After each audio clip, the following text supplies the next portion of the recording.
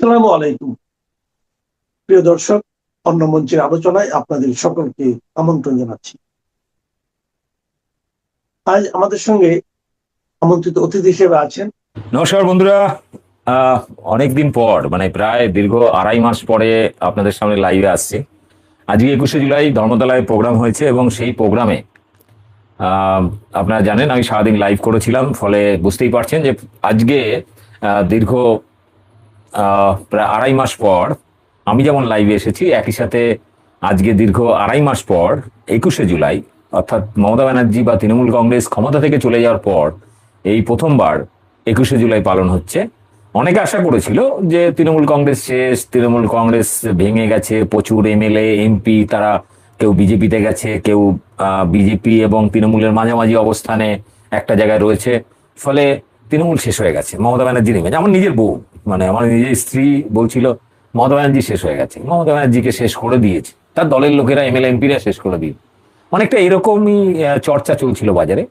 কিন্তু আজকে মানে মমতা ব্যানার্জিকে সভা করতে দেবে না, তার জন্য ধর্মতলায় যেখানে 1993 সালে 21শে জুলাই সচিত্র ভোটার কার্ডের দাবিতে, অর্থাৎ মানুষের ভোটাধিকারের দাবিতে আন্দোলন করতে গিয়ে প্রায় 11 জন, অনেকে বলছে 13 জন শহীদ হয়েছিলেন। সেই মমতা ব্যানার্জির আন্দোলনকে শহীদ স্মরণ যেখানে হওয়ার কথা, প্রতি বছর হয়, 93 সাল থেকে হচ্ছে, সেই জায়গাটাকে করতে দেবে না। মানে বিজেপি সরকার, পশ্চিমবঙ্গে নতুন সরকার, তালিবানি সরকার, তারা করতে দেবে না। কিন্তু উল্টো দিকে ওই যে চাটাব্রত, ঋতব্রত, যারা তৃণমূল ভেঙে নিজেদেরকে ভালো তৃণমূল সাজানোর চেষ্টা করছিলেন, তাদেরকে পারমিশন দিয়ে দিয়েছে গান্ধী মূর্তির ওখানে। আবার কংগ্রেসকে শহীদ মিনারে দিয়ে দিয়েছে, কিন্তু মমতাকে পারমিশন দেওয়া যাবে না। শেষ মুহূর্তে অনেক চেষ্টা করে হাইকোর্টে মামলা মোকদ্দমা করে তাদেরকে দেওয়া হলো কোথায়? ধর্মতলা থেকে অনেকটা দূরে, সেই বিড়লা তারামণ্ডলের কাছে, বলা যায় বিড়লা তারামণ্ডল থেকে আরো ভেতরে, মানে একাডেমি অফ ফাইন আর্টস এর ঠিক পেছনে, যেটাকে আমরা বলি রানু ছায়া মঞ্চ, মানে ওই মানে বাংলা একাডেমির পেছন দিকটায়। তো এরকম একটা জায়গায়, একদম মানে অচপাড়াগা জায়গা, মানে যেখানে সাধারণত মানুষ কম যাতায়াত করেন, এরকম একটা গলিতে দেওয়া হলো। দুটো লেন, একটা লেনে সভা করতে দেওয়া হলো, আরেকটা লেনে গাড়ি চলছে সকাল থেকে। কিন্তু মোটামুটি ধরুন আমি সকাল 8টা 15-তে সেখানে গেছি, এবং তারপরে 8টা 15-তে গেছি। আমি প্রথম লাইভটা আমার চ্যানেলে করেছিলাম যে 9টার সময়, এবং তখন আমি লাইভে আপনাদের দেখিয়েছিলাম, তখনই কয়েক হাজার মানুষ বিভিন্ন জেলা থেকে, তখন সকাল সকাল যারা এসছেন তারা বিভিন্ন জেলা থেকে এসছেন, কলকাতা বা আশপাশের জেলার মানুষ অনেক পরে এসছেন, 12টারও পরে। কিন্তু জেলার থেকে মানুষ কিন্তু এসছেন, এবং নিজের তাগিদে। কোনো নেতা গাড়ি ভাড়া করে দিয়েছে, বা কোনো নেতা খরচা দিয়েছে, বা কোনো নেতা খাবারের ব্যবস্থা করেছে, এরকম কিছু করেনি। মানে জেনারেলি অন্য এর আগের 21শে জুলাই প্রোগ্রামগুলো আমি দেখেছি, সেগুলো আপনাদের লাইভে দেখিয়েছিলাম।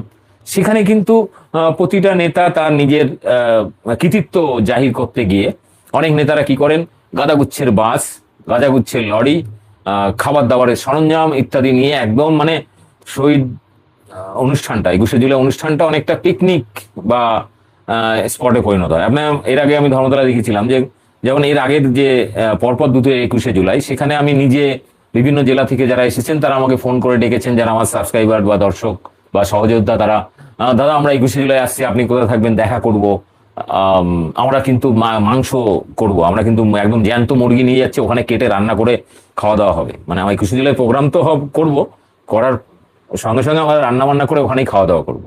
তো ময়দানে বিভিন্ন জায়গায় গাড়ি পার্কিং থাকতো, এবং সেখানে তারা গাড়ির পেছনে তাঁবু টাঙিয়ে সেখানে খাওয়া দাওয়া করতেন। মানে এরকমই জেনারেলি হয়ে আসছিল। আমি বহুবার গিয়ে বিভিন্ন জায়গায় খেয়েছি। কিন্তু এবারে 21শে জুলাই বিজেপি আশা করেছিল যে দল ভেঙে দেওয়া হয়েছে, ইডি সিবিআই দিয়ে ভয় দেখানো হয়েছে। শেষ মুহূর্তে মদন মিত্র, যে বুক ঠুকে বলেছিল যে আমি মমতা ব্যানার্জি ছাড়া কাউকে চিনি না, তাকে পর্যন্ত ওই ঋতব্রতর দলে মানে ঠেলে পাঠালো। ইডির নোটিশ বাড়িতে গেছে, তার পরের দিনই চলে গেছে। তো এরকম একটা পরিস্থিতি। সব থেকে মজার ব্যাপার হচ্ছে, আজকের প্রোগ্রামে আমি যখন গেছি, সকাল 8টা 15-তে গিয়ে পৌঁছেছি। আপনারা জানেন যে আমি এই মুহূর্তে কলকাতায় থাকছি না। যাই হোক, আমি এসছি।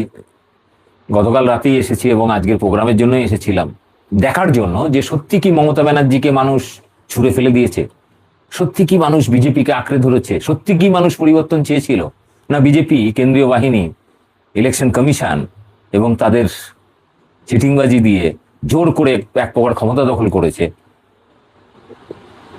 তো আজকে কিন্তু প্রমাণ হয়ে গেল যে মমতা ব্যানার্জি মানেই জনজোয়ার, মমতা ব্যানার্জি মানেই বাংলা বাঙালির শেষ রক্ষক, এবং মমতা ব্যানার্জি মানেই তৃণমূল।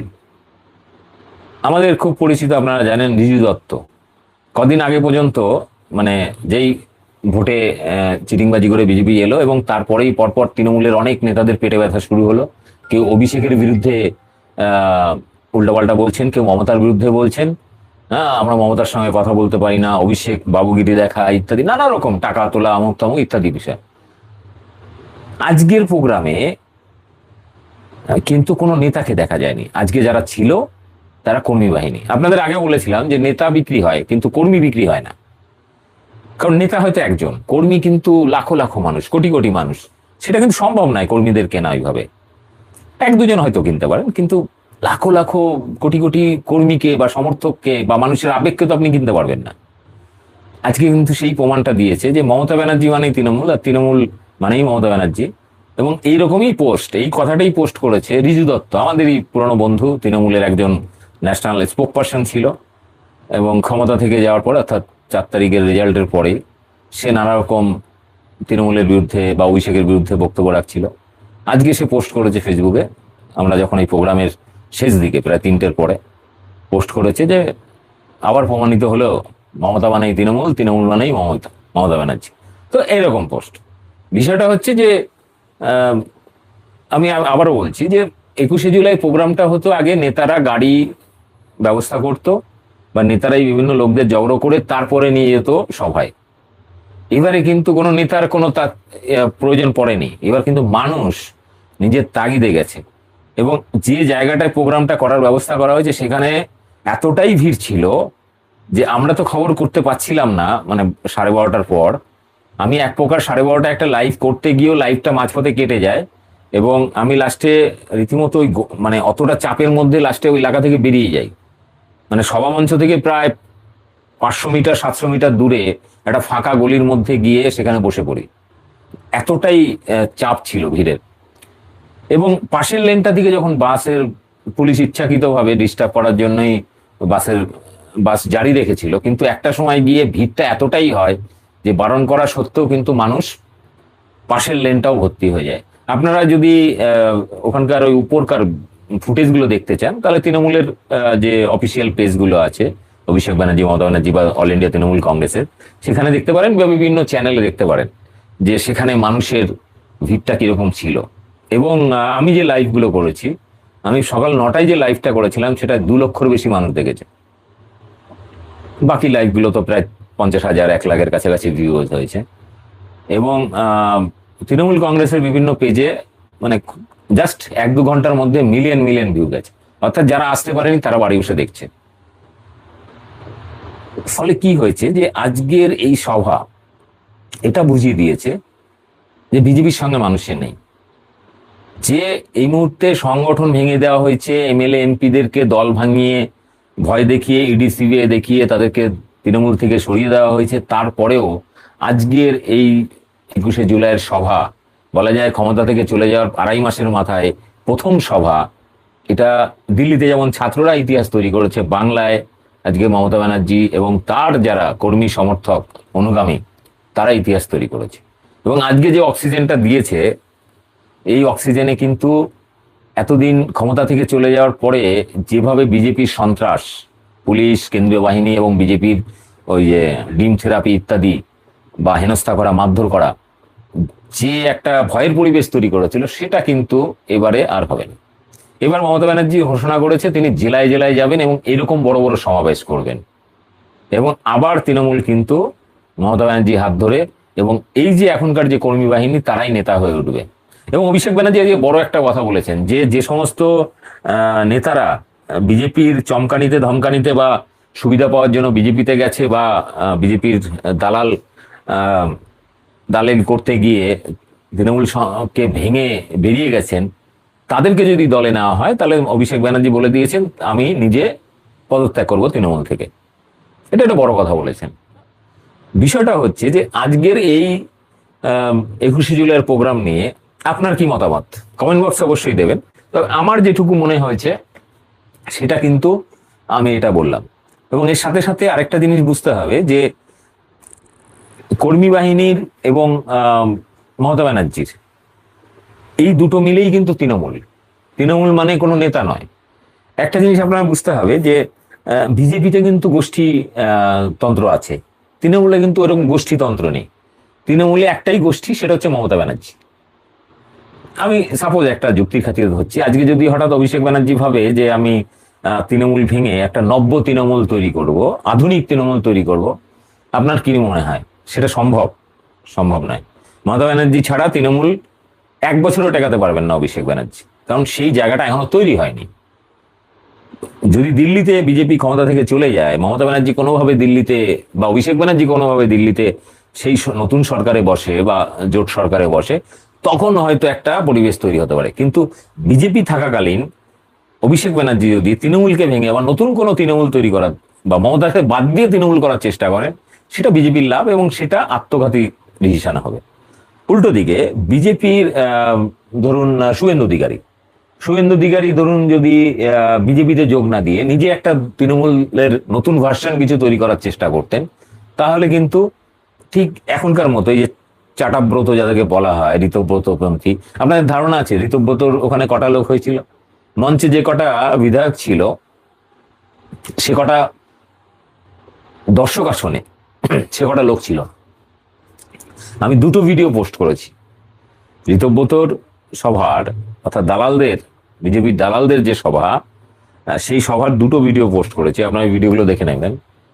সেখানে মানে হাতে গুনে জনা কুড়ি ছিল কিনা সন্দেহ। মানে যে সমস্ত ঋতব্রত, কাকলি, অমুক তমুক সব তৃণমূলের যে সমস্ত বিধায়করা বিজেপির ইডি সিবিআই থেকে বাঁচার জন্য বিজেপির দালালি করে তৃণমূলকে ভেঙে বেরিয়ে গেল, নিজেদেরকে আসল ভালো তৃণমূল বলার চেষ্টা করলো, তাদের দুরবস্থা আর বলার মতো নয়। আজকে আপনারা বিভিন্ন মিডিয়া, সোশ্যাল মিডিয়া দেখতে পাবেন। ফলে মানে বিজেপির মধ্যে গোষ্ঠীবাদ আছে, শুভেন্দুপন্থী, সৌমিত্রপন্থী, শ্রমিকপন্থী, বিভিন্ন রকম। কিন্তু তৃণমূল কংগ্রেসে একটাই পন্থী, মমতাপন্থী। এর বাইরে কিছু হতে পারে না, এটা সম্ভব নয়। সেটা আজকে কিন্তু প্রমাণ করে দিয়েছে, এটা আজকে ভালো করে প্রমাণ করে দিয়েছে, এটা কিন্তু ভালো করে প্রমাণ করে দিয়েছে যে আজকে যে তৃণমূল কংগ্রেস মানে মমতা ব্যানার্জি, মমতা ব্যানার্জি মানে তৃণমূল কংগ্রেস। এর বাইরে দ্বিতীয় কোনো ABCD কিছু হতে পারে না, সেটা সম্ভব নয়। এবং আপনাদেরকে আমি আরেকটা কথা বলি যে আজকে যে পরিবেশ বা আজকে যে জনজোয়ার বা জনপ্লাবন দেখেছি বা যে জনগর্জনটা দেখেছি নিজের চোখে, এবং আমার চ্যানেলে সেই ভিডিও আছে, আপনারা দেখেছেন, সেখানে কিন্তু শিখিয়ে পড়িয়ে দেওয়া বা সাম্প্রদায়িক মনোভাবাপন্ন হিন্দু মুসলিম ইত্যাদি ঘৃণা এরকম কোনো বক্তব্য ছিল না। আমার কোনো লাইভে সেখানে হিন্দু মুসলিম নির্বিশেষে সবাই বক্তব্য রেখেছে, সেখানে কিন্তু কেউ ধর্ম নিয়ে হিংসা বিদ্বেষের কথা বলেনি। এবং ওই অল্প জায়গার মধ্যে আজকে আমার হিসাবে 1.5 থেকে 2 লক্ষ মানুষ ছিল, অনেকে বলছে 3 লক্ষ ছাড়িয়ে, আমার কাউন্টিং এ মোটামুটি 1.5 থেকে 2 লক্ষ ছিল। মানুষ দাঁড়াতে পারছিল না, রোটেশনে মানুষ ঢুকছে, দাঁড়াচ্ছে কিছুক্ষণ, তারপর বেরিয়ে যাচ্ছে, আবার লোক ঢুকছে, এরকম। আশপাশের অলি গলি রাস্তাঘাট সব ব্লক হয়ে গেছিল সেটা। আমি জানি না পুলিশের ড্রোন ক্যামেরা থেকে কোনো ভিডিও ফুটেজ পাওয়া যাবে কিনা এখনো, আর যেহেতু ওটা আর্মির এরিয়া, ফলে ওখানে ড্রোন ক্যামেরা ওড়াতে দেয়নি, না হলে আরো ভালো ফুটেজ পাওয়া যেত। এবং যতটা আমরা এর আগের 21শে জুলাইয়ের প্রোগ্রামে আমরা ধর্মতলার মোড়ে যেখানে হয় সাধারণত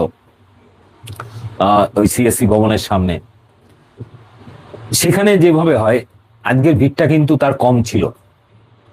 ওখানে জায়গাটা হয়তো ছড়ানো, কিন্তু চাপা জায়গার মধ্যে আজকে যা চাপাচাপি ভিড় ছিল, সেটাকে যদি একটু ছড়িয়ে দেওয়া যেত তাহলে বুঝতে পারতেন আজকের ভিড়টা কত ছিল। এবং সিরিয়াসলি বলছি, আমি আজকে প্রায় 2.5 মাস পরে আজকে প্রথম সকাল থেকে আপনাদের সামনে লাইভে এসেছি। 2.5 মাস মানে গত মাস নির্বাচনের রেজাল্ট বেরোয় 4 মে, আমি 5 তারিখে মনে হয় লাস্ট লাইভে এসেছিলাম।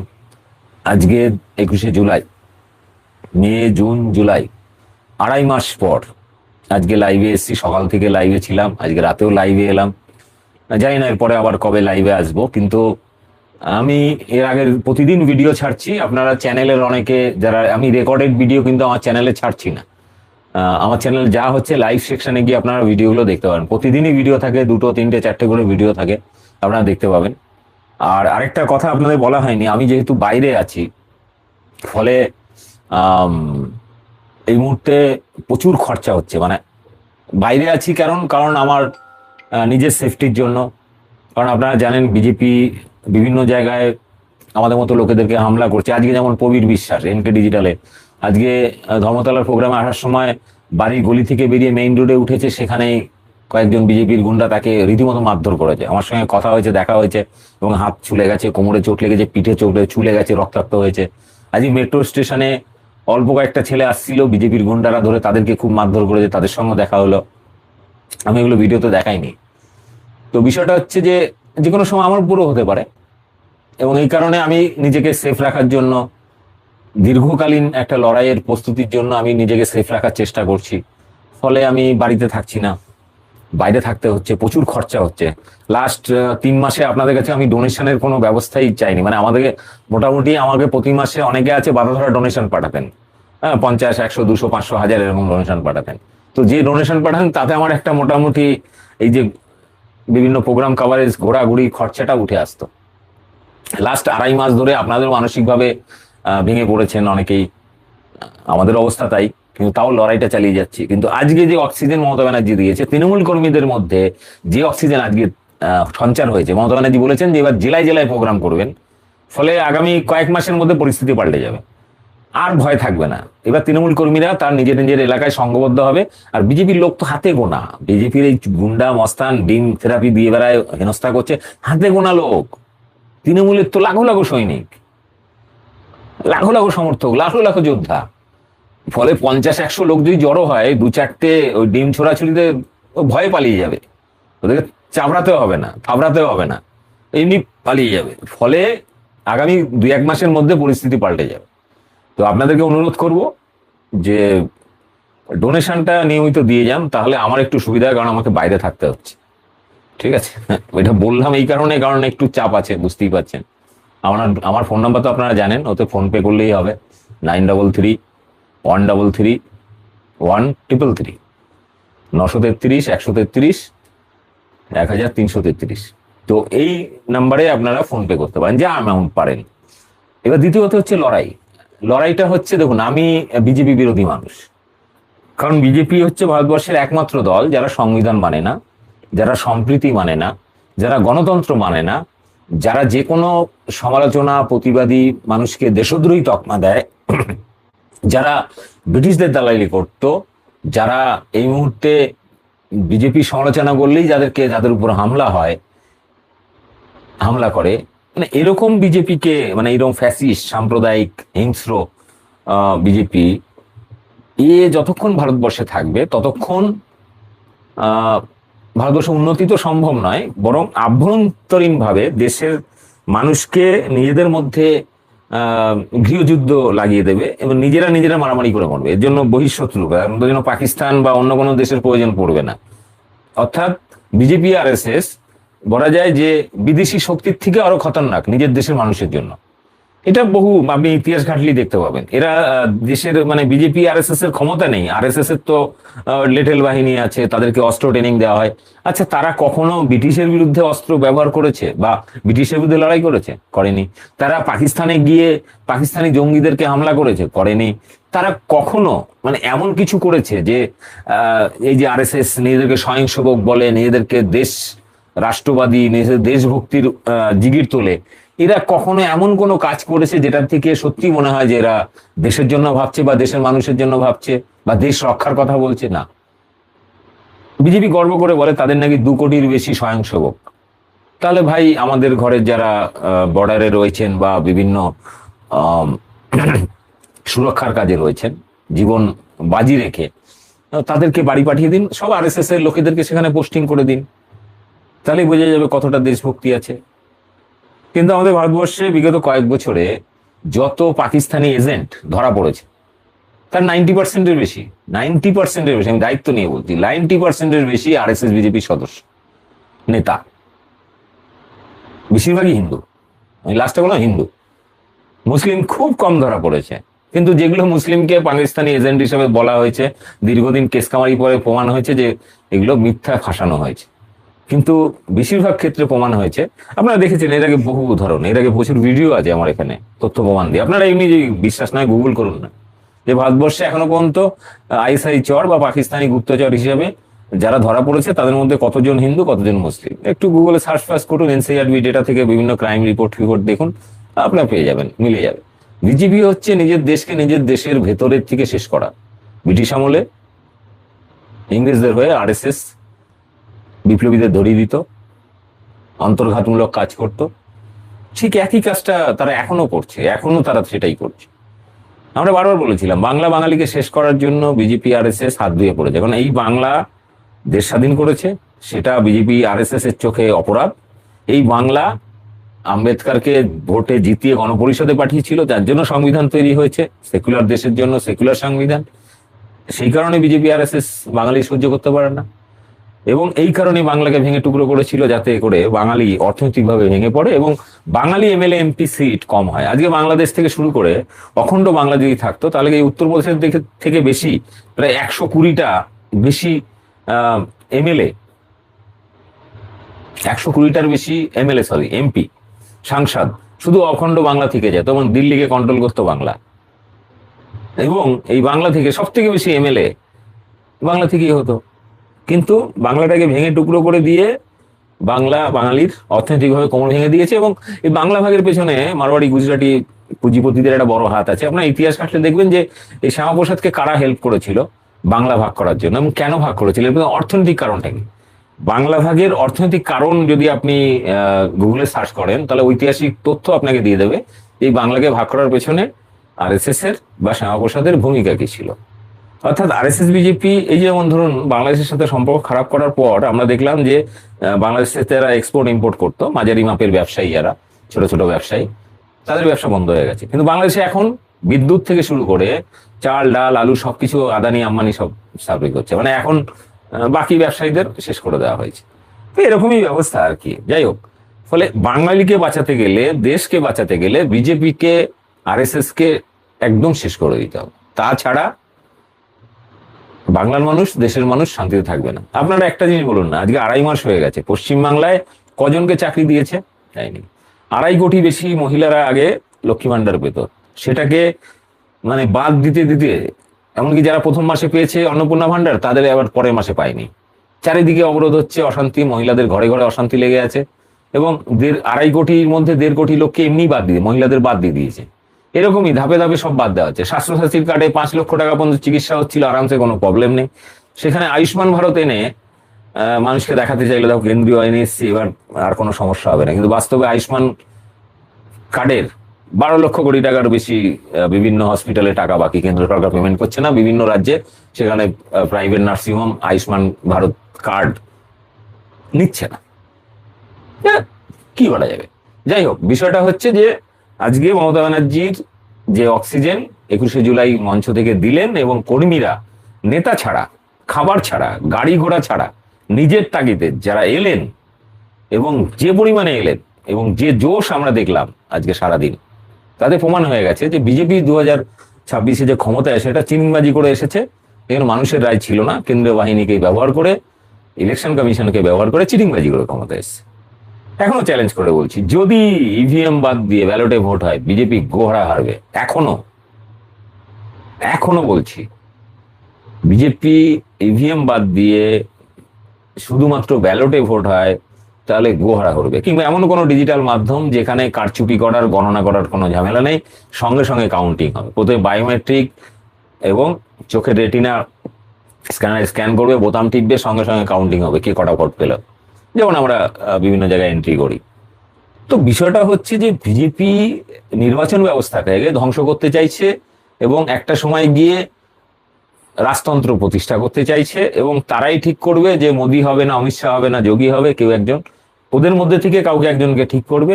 বাকি কোনো দলকে কোনো রকম সুযোগ সুবিধা দেওয়া যাবে না। যারা বিরোধিতা করবে তাদের দেশদ্রোহী তকমা দাও, রাজদ্রোহী তকমা দাও, এবং তাদেরকে জেলে পুরে মারো। এছাড়া কোনো রকম কিছু করা যাবে না, প্রতিবাদ করা যাবে না।